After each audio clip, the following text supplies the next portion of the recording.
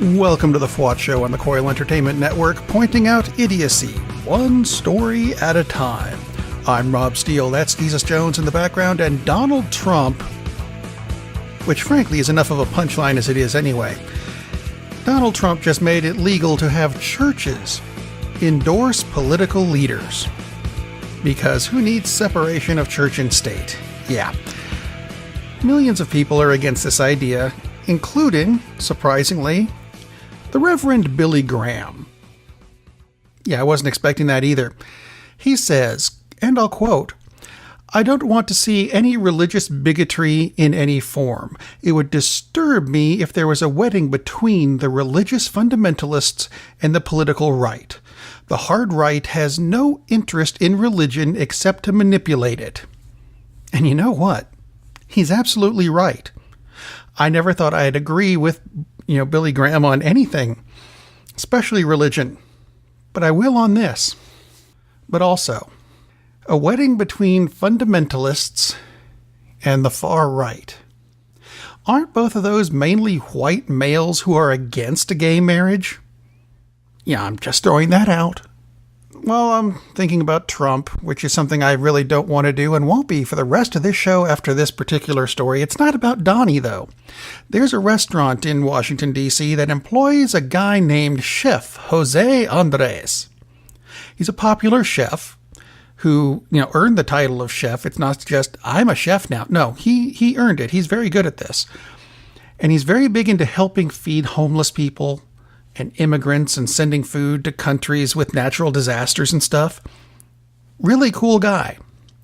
However, Ivanka Trump decided she wanted to eat in his restaurant, and she had management throw him out of the restaurant where he works while she ate there because he made her feel uncomfortable. He was in the kitchen. They didn't interact. It's not like he came out and sat on her lap. If he did, I would understand it. But you know what? Otherwise, he works there. You can find another restaurant, you privileged.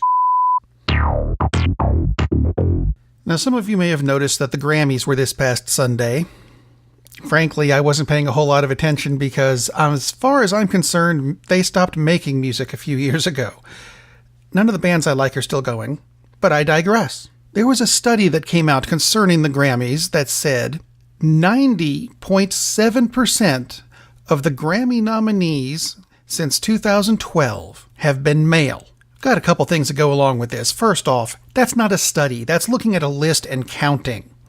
That's just cheating. Don't call that a study. Seriously.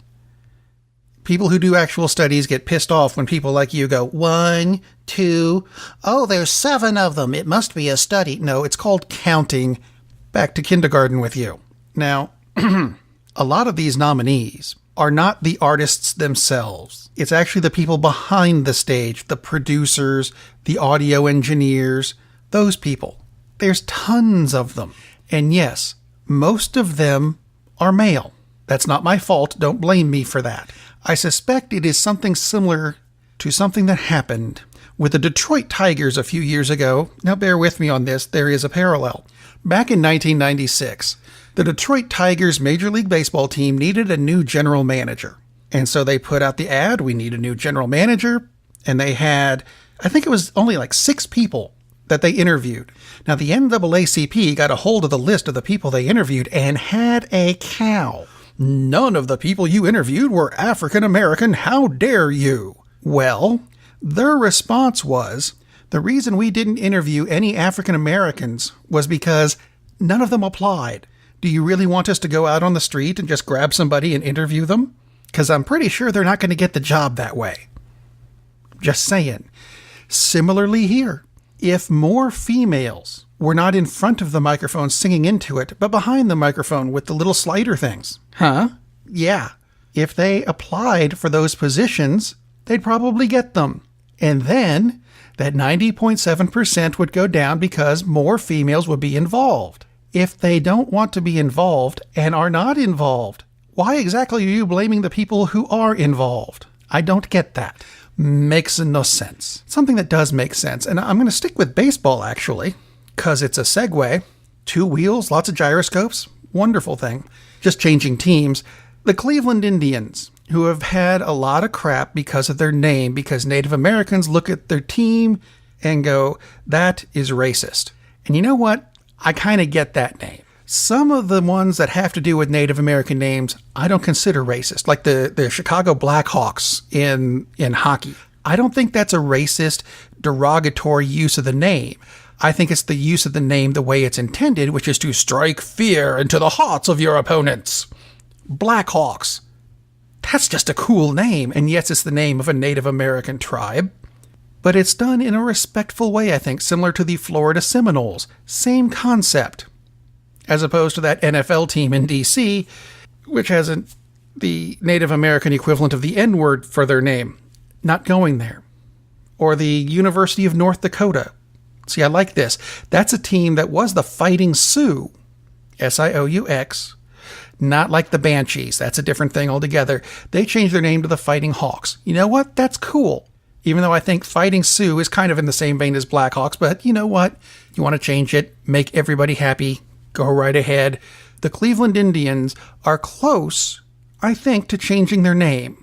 In 2019, that's right, not this year, because all the ads are already printed, they're getting rid of their logo, which is basically a cartoon Indian named Chief Wahoo. Not Yahoo, like the online thing, no, Wahoo. And frankly, he does disturb me too. Some people are saying that Chief Wahoo is not exactly derogatory, though. That he's just a cartoon representative of the team and not any Native American tribe or not Native Americans as a whole. That's their argument for keeping it. So is it actually a harmless cartoon? Or is it similar to those Confederate soldier statues that are being pulled down across the country because people find them offensive? I think we can get rid of Chief Wahoo. And despite the ancient history that the Cleveland Indians have, one of the first Major League Baseball teams ever, we can change history. I'm good with that. My only question at this point, and I'm going to link the Atlanta Braves in too because it's the same concept, what would you change the Cleveland and Atlanta baseball teams' names to? Seriously, I want to know. Send me an email, rob@thefwotshow.com, or contact me through the other buttons on the website, thefwotshow.com. There's buttons for Facebook and Twitter. Send me answers. I honestly want to know. It's a survey. See? Could be a fun thing. While you're there, click the buttons for iTunes or the Google Play Store or YouTube where you can subscribe to the show. And go to the FWOT shop where you can pick up a hat or a t-shirt or a coffee mug. I don't care if the holiday seasons are over. Birthdays are coming up and they make good presents. In the meantime, I'm going to leave you with this. And I'm going to mispronounce the name that goes with it and they'll get over it. There is a Swedish ad agency called Akestem Holst, I think. There's a couple accents in there that I don't know what to do with. Anyway, they are Adweek's International Agency of the Year for 2017. And they created something it's really weird for Amelia Magazine, which is very popular in Sweden.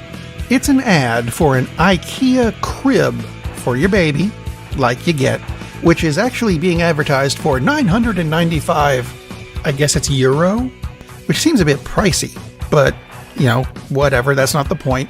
The bottom part of this full-page ad has a section on it that women who think they're pregnant are encouraged to pee on. It's kind of a pregnancy test, and if you are pregnant, that section of the ad reveals a discount on the crib.